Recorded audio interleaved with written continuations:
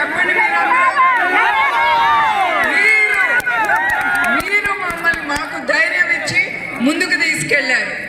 అది నాకు ధైర్యం, మాకు రక్షణ. చాలా మంది అన్నారు నిజం గెలవాలి అని. ఈ ప్రోగ్రాం నేను తీసుకెళ్లేటప్పుడు కొంతమంది స్నేహితులు అన్నారు, ఎందుకు వెళ్తావు, నీకు తెలుసు కదా ఈ ప్రభుత్వం గురించి, వాళ్ళు ఏమన్నా చేస్తారు, ఎందుకు నువ్వు ఒక ఆడదానివి అని. ఆ ఆడదాన్ని నేనేమి ఊరుకోలేదు. నేను ఒక్కటే అన్నాను, నాకు ఇప్పటికి కూడా నాకు ధైర్యం, ఇట్లా ఒక్కదానే వెళ్తున్నానంటే నా తెలుగుదేశం బిడ్డ